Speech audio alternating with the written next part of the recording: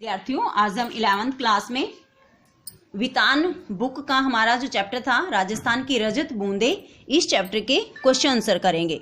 First question is, Rajasthan में कुएं किसे कहते हैं?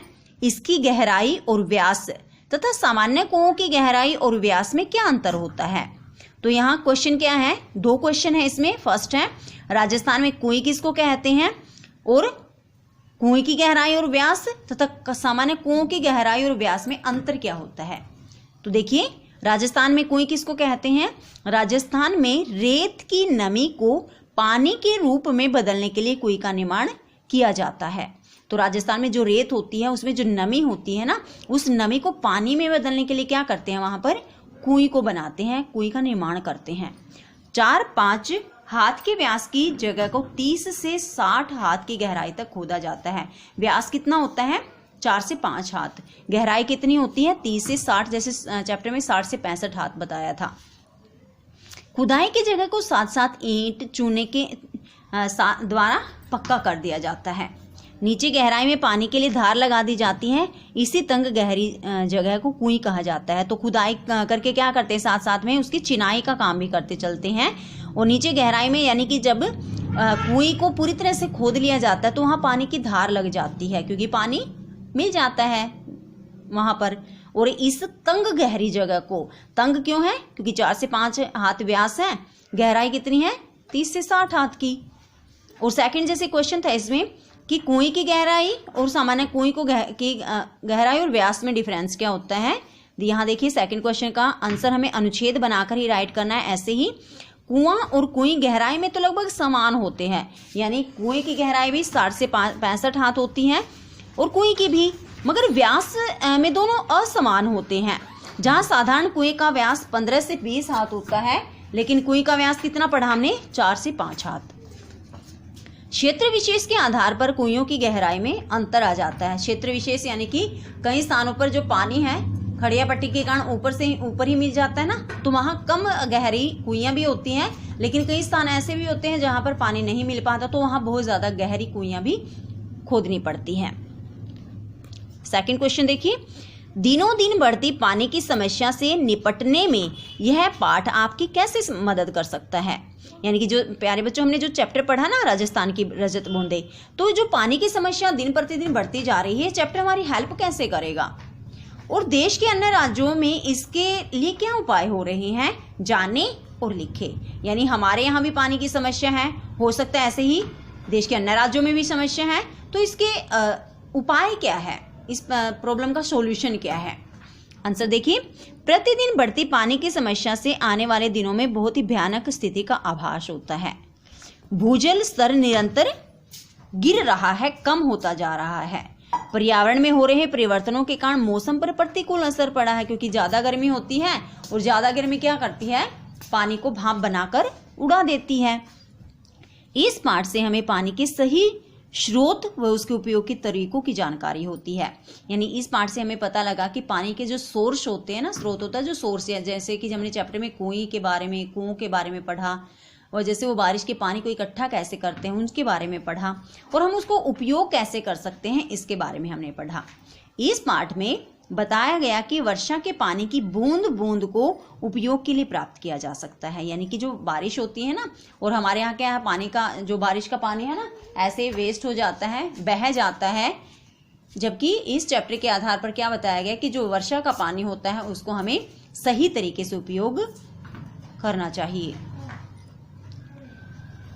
हमें प्रकृति के उपहार वर्षा के पानी को संग्रह करने के उपायों पर जोर देना चाहिए। प्रत्येक घर में एक कुएं का निर्माण करके छत या आंगन में पड़े वर्षा के पानी को एक जगह इकट्ठा किया जा सकता है। तो चैप्टर के आधार पर हमें ये शिक्षा भी मिली कि जो बारिश का पानी वेस्ट जाता है ना, बजाय इसके जो हमारे जैसे घरों के छतों से पानी जाता है ना नालियों में, तो इन्होंने बताया कि हमें ऐसा स्थान बनाना चाहिए कि हमारे जो घर का पानी है ना, वो एक गड्ढे वगैरह में इकट्ठा हो जाए, वेस्ट ना हो।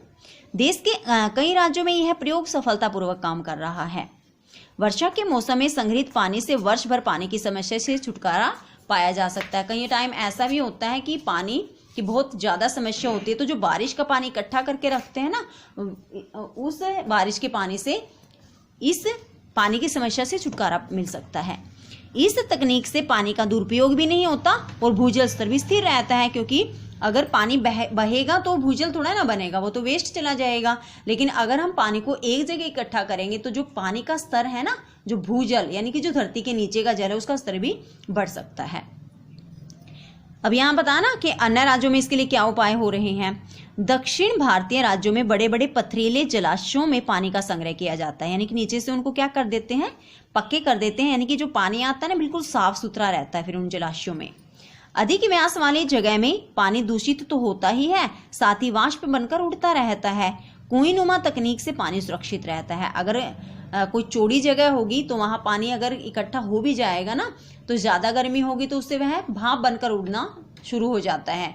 इसलिए इन्होंने कहा कि कुएं नुमा यानी कि जो कम व्यास के स्थान है ना, वहाँ पानी सुरक्षित रहता है और इस पानी को फिल्टर लगाकर उपयोग किया जा सकता है। जैसे जलाशय वगैरह में, तालाब या बावड़ियों वगैरह में पानी इकट्ठा करते हैं ना, तो इससे क्या है, फिर उसको हम फिल्टर से पीने के काम में उपयोग कर सकते हैं।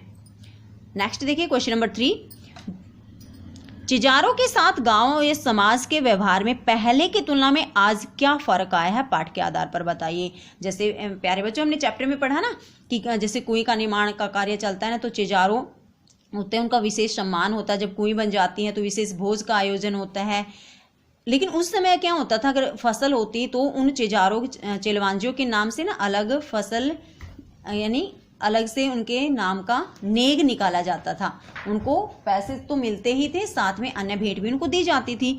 लेकिन आज के समय में क्या हुआ है, आज के समय में जब तक चिनाई का काम होता है ना, तब तक ही उस मिस्त्री की या चिजारो या चिलवांजी की रिस्पेक्ट करते हैं, सम्मान करते हैं। उसके बाद उसके साथ कोई संबंध नहीं रह जाता।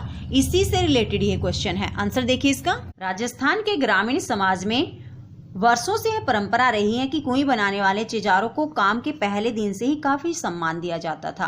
यानी जो कुएं बनाने वाले चिजारो होते ना, तो फर्स्ट डे से ही उनका काफी सम्मान होता था।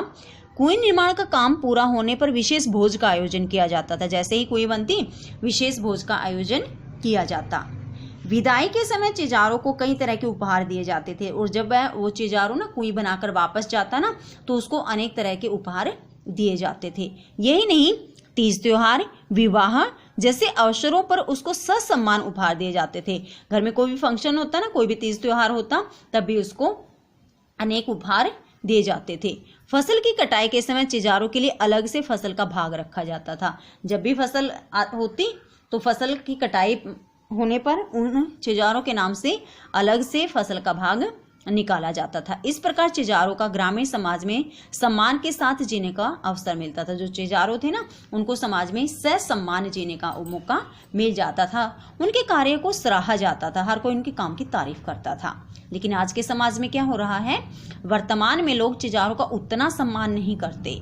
व्यवसायीकरण के दौर में काम के दाम दिए जाते हैं। अगर कोई काम करता है तो इसके बदले उनको पैसे दिए जाते हैं, उनको उनके काम की मजदूरी देकर संबंध खत्म कर लिया जाता है। उसके बाद उनके साथ ना किसी भी तरह का संबंध नहीं रहता। बस तब तक संबंध रहता है जब तक वह हमारे यहाँ काम करता है। तो प्यारे बच्चों, ये थे हमारे 1 2 3 क्वेश्चन। वितान बुक का चैप्टर था राजस्थान की रजत बूंदे।